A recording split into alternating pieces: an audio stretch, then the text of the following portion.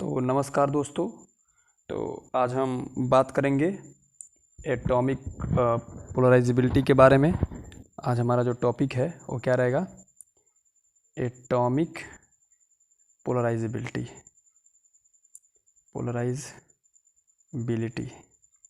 इसकी हम बात करेंगे आज। ये क्या होता है एटॉमिक पोलराइजेबिलिटी? ये एक इम्पोर्टेंट टॉपिक बन जाता है हमारे, जैसे कि ख़ास तौर पे अगर बीएससी की बात करें तो उसमें ये इम्पोर्टेंट टॉपिक बन जाता है एटॉमिक पोलराइजेबिलिटी के बारे में। तो थोड़ी देर के लिए हम क्या करते हैं कि कंसिडर कर ले रहे हैं क्या कि एक मटेरियल है, समझिए इस तरह से। ये क्या है? एक मटेरियल है, और इस मटेरियल का थोड़ी देर के लिए रेडियस मैंने ले लिया, क्या है? ये ए रेडियस है। और इसमें जो होता है, मान लीजिए प्लस क्यू चार्ज है और इसके चारों ओर आपके इलेक्ट्रॉन क्लाउड होंगे। तो इलेक्ट्रॉन क्लाउड है, तो इलेक्ट्रॉन क्लाउड की वजह से एक रिजल्टेंट मैं बना रहा हूँ यहाँ पे, और एक क्वेश्चन भी इस तरह से करके दिया गया है। अब मान लीजिए थोड़ी देर के लिए ये इलेक्ट्रॉन क्लाउड को मैंने, जो इलेक्ट्रॉन क्लाउड की वजह से जो चार्ज है मैंने माइनस क्यू ले लिया, और उसकी वजह से मैंने जो इसकी एटॉमिक जो ये प्रोटॉन की वजह से मैंने प्लस क्यू चार्ज ले लिया, और ये दोनों चार्ज कोइंसाइड होते हैं आपस में।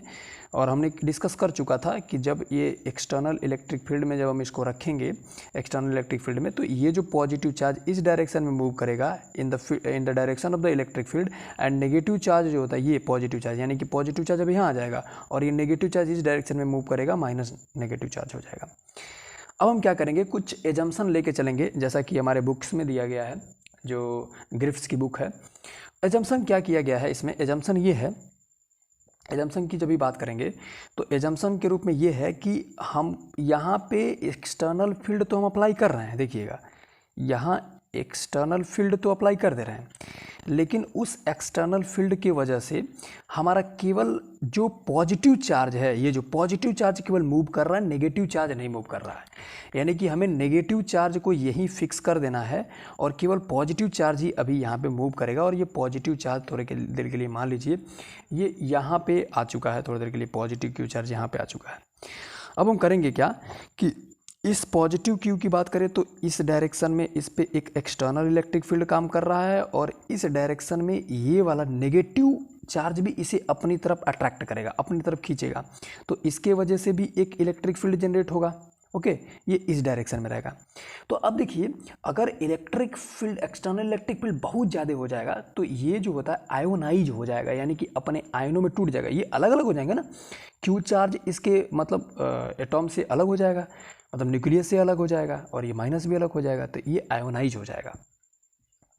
अगर हम इसको स्मॉल रखते हैं और ये भी जैसे स्मॉल रख के धीरे धीरे बढ़ाते हैं, स्लाइटली बढ़ाते हैं, तो ये भी बढ़ता जाएगा, ये भी बढ़ता जाएगा, और एक समय ऐसा जाएगा कि इक्विलिब्रियम स्टेब्लिश हो जाएगा। तो हम बात करते हैं एट इक्विलिब्रियम की स्थिति जब आएगी, तो उस इक्विलिब्रियम की स्थिति में होगा क्या कि ये जो फोर्स इस पे लग रहा है, जैसे कि एक्सटर्नल इलेक्ट्रिक फील्ड, यूँ कह ले, ये फोर्स की टर्म में भी इसको बात कर सकते हैं कि ये फोर्स लग रहा है इस पे, ठीक है, फोर्स लग रहा है। फोर्स की बात करें तो ये जो फोर्स ई के वजह से जो लग रहा है, और ये जो फोर्स आपका एक्सटर्नल की वजह से लग रहा है, ये दोनों क्या हो जाएंगे, आपस में बराबर हो जाएंगे इक्विलिब्रियम की स्थिति में। एजम्पशन की वजह से माइनस तो चार्ज माइग्रेट नहीं कर रहा है, केवल ये पॉजिटिव चार्ज ही जा रहा है। तो पॉजिटिव चार्ज है तो ये एक्सटर्नल फील्ड इस पर एक फोर्स लगा रहा है, ई एफ एक्सटर्नल है, और इलेक्ट्रिक जो ये माइनस चार्ज है वो भी इस पर फोर्स लगाएगा, उसे मैंने एफ ई कहा है। तो दोनों वजह से मूव करेंगे, तो एक समय ऐसा आएगा इक्विलिब्रियम आ जाएगा। तो इक्विलिब्रियम की जगह तो इसको लिखेंगे क्यू, और ये हो जाएगा ई ड्यू टू इलेक्ट्रॉन की वजह से, और इस पे हो जाएगा क्यू, और ये हो जाएगा ई एक्सटर्नल की वजह से हो जाएगा। तो यहाँ से क्यू कट जाएगा, तो ये आ जाएगा आपका ई एक्सटर्नल, और ये हो जाएगा आपका ई इलेक्ट्रॉन की वजह से, और ये एक्सटर्नल की वजह से, ये बराबर हो जाएगा। इसको इक्वेशन नंबर फर्स्ट मैंने कंसीडर कर लिया है। अब आगे हम बात करेंगे एटॉमिक पोलराइजेबिलिटी। अब मेन स्टार्ट होता है। देखिए मैंने क्या किया है, अभी तक मैंने किया क्या है कि यहाँ पे एक डाई इलेक्ट्रिक है जो मैंने बना रखा है, ये एक डाई इलेक्ट्रिक है, और इस डाई इलेक्ट्रिक में हो क्या रहा, इसकी जो रेडियस है थोड़ी देर के लिए मैंने ये माना हुआ है, और मैं मान ले रहा हूँ कि यहाँ से जो माइनस चार्ज तो यहीं पे है, लेकिन जो पॉजिटिव चार्ज आपका यहाँ पे चला आया है और यहाँ से हो करके जो है हम क्या कर रहे हैं, एक गॉसियन सरफेस जो होता है हम ड्रॉ कर ले रहे हैं। क्या कर रहे हैं, एक गॉसियन सरफेस ड्रॉ कर रहे हैं। तो अकॉर्डिंग टू गॉस लॉ, हम इंटर में भी पढ़े हैं इसके बारे में, गॉस लॉ के बारे में हम लोग इंटर में स्टडी किए हुए हैं ऑलरेडी पहले से ही। तो अगर हम गॉस लॉ को अप्लाई करें यहाँ पे, तो यहाँ पे क्या करेंगे, अकॉर्डिंग टू, देखिए मैं लिख रहा हूँ according to Gauss law, according to Gauss's law की बात करेंगे, अगर गॉस लॉ की बात करेंगे तो ये होता क्या है कि क्लोज्ड ई, ठीक है, ये क्लोज इंटीग्रेशन है ई, और ये एन डी एस की अगर मैं बात करूँ, और ये हो जाएगा आपका क्या, और ये क्यू इन, यानी कि जो इस इनसाइड, यानी कि जो ये क्लोज्ड सरफेस है इसके इनसाइड जितना चार्ज है और उसके 1/ε0 टाइम होता है। This is the statement of the Gauss law.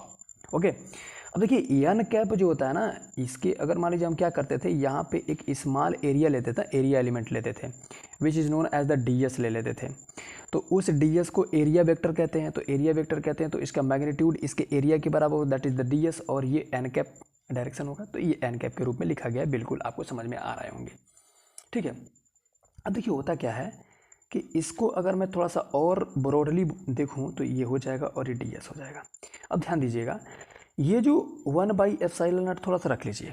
अच्छा, इसमें जो क्यू चार्ज है, अगर मैं स्मॉल वॉल्यूम कंसीडर करता हूँ, स्मॉल वॉल्यूम की वजह से, जैसे कि वॉल्यूम चार्ज डेंसिटी की बात करें, इसको इस टर्म में लिखें, तो ये क्यू टोटल कितने के बराबर होता है, ये क्यू टोटल है जो इंटरनल में है, तो ये क्यू टोटल होता था हमारे, जैसे कि यहाँ पे बात कर ले, चलिए ये जो क्यू टोटल है, ये जो क्यू टोटल है वो किसके बराबर होता था, अगर मान लीजिए रो आपका वॉल्यूम चार्ज डेंसिटी है, तो हम वॉल्यूम चार्ज डेंसिटी का इंटीग्रेशन करते थे, और ये जो होता है ये वॉल्यूमेट्रिक इंटीग्रेशन का साइन है, तो इस तरह से करते थे वॉल्यूम इंटीग्रेशन। तो इसे मैं वॉल्यूम इंटीग्रेशन लिखूंगा, और यहाँ पे लिखूंगा क्या, रो, और ये हो जाएगा डी टाउ, किसको, इस क्यू टोटल के जगह पे, यानी कि क्यू इन माने अंदर का मतलब टोटल, ये तो इसको मैंने ये लिखूंगा यहाँ पे, ठीक है। अब थोड़ी सी आगे बढ़ते हैं। अच्छा, ये है क्या, ये रो की बात करूं, सॉरी क्यों नहीं, रो है, ये रो की अगर मैं बात करूं तो रो क्या है, रो ये हो जाएगा पर यूनिट, मतलब चार्ज पर यूनिट वॉल्यूम होता है, ये तो होते हैं वॉल्यूम चार्ज डेंसिटी, तो चार्ज पर यूनिट वॉल्यूम होता है। तो चार्ज पर यूनिट वॉल्यूम का मतलब क्या होता है, पूरा चार्ज और वॉल्यूम से डिवाइड कर देंगे, तो वॉल्यूम कितना होता है 4/3 पाई, और आर क्यू होता है, तो आर के जगह पे मैंने ए माना है तो ए क्यू में लिखूंगा यहाँ पे। तो अब मैंने उसको इसी टर्म में लिखने का प्रयास कर रहा हूँ। यहाँ पे देखिएगा, ये हो जाएगा आपका ई, और ये हो जाएगा ऐसे, और एन कैप, और ये हो जाएगा डी एस, तो यहाँ पे 1/ε0, और यहाँ पे आपके क्या लिख सकता हूँ मैं, चूँकि ये माइनस क्यू चार्ज की वजह से है, देखिए ध्यान से, यहाँ पे माइनस क्यू चार्ज की वजह से है, यहाँ पे माइनस क्यू चार्ज की वजह से है, तो माइनस क्यू मैंने लिखा है, और इसके जगह पे 4/3, जैसे कि ये वाला फार्मूला मैं प्लेस्ड कर रहा हूँ रो के जगह पे, देखिएगा तो ये हो जाएगा क्या, पाई, और ये ए क्यू हो जाएगा, और ये हो जाएगा आपका डी टाउ हो जाएगा, ठीक है इतना। अब डी टाउ है क्या, स्मॉल वॉल्यूम एलिमेंट है, तो स्मॉल वॉल्यूम एलिमेंट है, और मैं मान लेता हूँ थोड़ी देर के लिए ये जो गया हुआ है ये डिस्टेंस आपका डी है, तो ये एक इसका एक स्मॉल वॉल्यूम होगा, ठीक है ना। ये जो स्मॉल वॉल्यूम मैंने लिया है, एक स्मॉल वॉल्यूम होगा जो डी के डिफाइन होगा, जिसकी एरिया ए के जगह पे अब यहाँ पे हम क्या लेंगे, डी ले लेंगे, तो इसको हम क्या लिख सकते हैं इस तरह से 4/3 पाई, और ये जो हो जाएगा डी क्यू के रूप में लिख सकते हैं, किसको, ये डी टाउ को लिखा जा सकता है, ठीक है। तो अब मैं यहाँ पे प्लेस्ड करूँगा, देखिएगा ये क्लोज्ड इंटीग्रेशन, एरियल इंटीग्रेशन इसको बोलते हैं, क्योंकि एरिया का इंटीग्रेशन हो रहा है यहाँ पे, ये ε0 हो जाएगा, और ये हो जाएगी आपकी माइनस का क्यू, और ये हो जाएगा 4/3 पाई, और ये हो जाएगा क्या, ए क्यू हो जाएगा, और इसके जगह मैं लिखूँगा 4/3, और यहाँ पे क्या हो जाएगा, यहाँ पे हो जाएगा पाई, और ये हो जाएगा डी क्यू। अब देखिए 4/3 पाई से 4/3 पाई कट जाएगा, कैंसल आउट हो जाएगा, तो यहाँ से निकल के आती है हमारी ये इक्वेशन, देखिए किस तरह से ट्रांसफॉर्म हो जा रही है, ये ऐसे, और ये यहाँ पे ये हो गया 1/4πε0, और ये आपका हो गया क्या, और ये यहाँ पे हो गया माइनस का क्यू, और ये हो जाएगा आपका पूरा टोटल, और ये हो जाएगा डी क्यू हो जाएगा, और ये हो जाएगा ए स्क्वायर, ए क्यू हो जाएगा। इंटीग्रेशन सारा हट गया अब, ठीक है ना, क्योंकि मैंने ये प्लेस्ड कर दिया ना, तो कट के पूरा हट गया। अब थोड़ी सी आगे बात करें हम इसको अगर देखें, इसको अगर थोड़ा सा ट्रांसफॉर्म करने की कोशिश करें तो ई बाहर आ जाएगा। देखिए ई होता क्या है, अगर मैं बात करूं तो वेक्टर ई और ये डॉट एन को अगर देखूंगा, ये होगा क्या, ये हो जाएगा आपका ई और एन के जगह पे यूनिट वेक्टर है तो 1 हो जाएगा इसका मल्टीपल, और कॉस 0 डिग्री होगा, क्योंकि ई और ये जो एरियल वेक्टर है ना, जो ये मैंने एरिया लिया हुआ है, छोटा सा स्मॉल एलिमेंट लिया हुआ है, इसकी जो डायरेक्शन और ई की डायरेक्शन सेम होगी तो इनके बीच का एंगल 0 बनेगा। तो ये इसको जब सॉल्व करेंगे तो ये आ जाएगा ई, और यहाँ पे जो हो जाएगा ये आपका डी एस है, और तो यहाँ पे हो जाएगा ई डी एस के फॉर्म में बन के ये निकल आ जाएगा। तो ये हो जाएगा ई और यहाँ पे हो जाएगा डी एस। तो डी एस के जगह पे हम क्या लिख सकते हैं, 4 पाई डी स्क्वायर भी लिखा जा सकता है। क्यों? क्योंकि ये एरिया है, तो एरिया मैंने ये लिख दिया, छोटा सा एरिया है जो कि डी के वजह से है, तो इसलिए मैंने ए के जगह पे डी रखा हुआ है, ठीक है ना। तो ये हो जाएगा आपका, यहाँ पे आपका ये ट्रांसफॉर्म हो जाएगा किस तरह से, तो माइनस का क्यू और ये डी क्यू और अपान में हो जाएगा एप्सिलॉन नॉट और ये ए क्यू हो जाएगा। अब देखिए डी स्क्वायर से ये कट जाएगा तो ये बचेगा क्या, ई, और ये हो जाएगा, इस 4 पाई को भी इधर भेज लेते हैं तो 1/4 पाई बन गया, और ये हो गया आपका एप्सिलॉन नॉट, हाँ एप्सिलॉन नॉट हो गया, और ये हो जाएगा आपका क्या, माइनस का क्यू और ये हो जाएगा डी और ये हो जाएगा आपका क्या, ए क्यू हो जाएगा। ये इस तरह से बन करके एक फॉर्मूला निकल के आ गया आपका।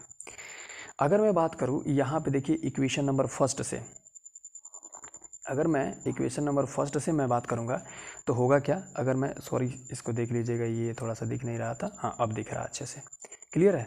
अगर मैं इस फॉर्मूले का यूज करूँ तो ये ई, देखिए ये जो वेक्टर ई है, यानी कि ई इलेक्ट्रॉन की वजह से और ये एक्सटर्नल की वजह से बराबर है, तो मैं इस पूरे टर्म को 1/4 पाई एप्सिलॉन नॉट और ये हो जाएगा माइनस का क्यू स्मॉल डी और अपान में ए क्यू को मैं लिख सकता हूँ क्या, ई एक्सटर्नल। देखिएगा ध्यान से, ई एक्सटर्नल। और मैंने बात किया था जब पहले, तो ये जो डाइपोल मोमेंट जो इंड्यूस हो रहा है, एक देखिए एक डाइपोल इंड्यूस हो रहा है ना, तो इसका जो डाइपोल मोमेंट है ना, मैंने इसको बात किया था इसके बारे में थोड़ा सा, क्या कि जो इसका जो डाइपोल मोमेंट है वो वो डाइपोल मोमेंट है वो बराबर होगा अल्फ़ा और ई एक्सटर्नल के वजह से, इसकी इतना ये बराबर होता है। ये मैंने पहले से ही डिस्कस कर चुका हूँ, अगला वीडियो आप देख लीजिएगा मेरा, उस वीडियो में पूरा डिस्कशन हुआ है कि ये इतना आया था, ठीक है। अब देखिए अगर मान लीजिए थोड़ी देर के लिए ये दो चार्ज हैं, जैसे कि अभी मैंने बताया ये दोनों चार्ज के बीच का डिस्टेंस क्या है, स्मॉल डी है, तो मैं अगर इसको लिखना चाहूँ तो ये क्यू है और पी है, यानी कि कोई एक चार्ज है उसका मैग्नीट्यूड और उनके बीच की डिस्टेंस और इनका मल्टीप्लिकेशन होता किसके बराबर है, पी के बराबर है। पी क्या है, आपकी डाइपोल मोमेंट है, तो मैं इसको लिख सकता हूँ क्या, 1/4 पाई एप्सिलॉन नॉट और यहाँ पे हो सकता है पी। थोड़ी देर के लिए हम ये जो होता है वेक्टर साइन में नहीं ले रहे हैं, इसलिए माइनस को हटा भी सकते हैं, कोई दिक्कत नहीं होनी चाहिए। ये हो जाएगा और यहाँ पे हो जाएगा क्या, ई एक्सटर्नल हो जाएगा, क्लियर।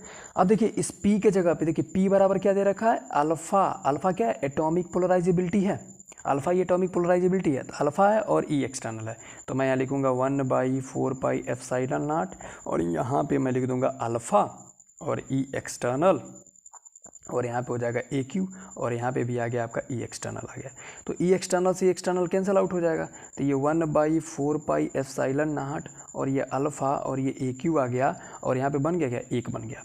अब मैं इसको क्या करूँगा, ये सारे को इधर भेज दूँगा जितने भी टर्म्स हैं और अल्फ़ा को छोड़ दूँगा, तो ये हो जाएगा इधर जाएगा तो सब मल्टीपल में हो जाएंगे क्योंकि ये सब इधर डिवीजन में थे, तो ये ऐसे हो जाएगा। तो this is the important formula, this important formula, ये इम्पोर्टेंट फार्मूला है ये आपका, ये है एटॉमिक पोलराइजेबिलिटी, ठीक है ना।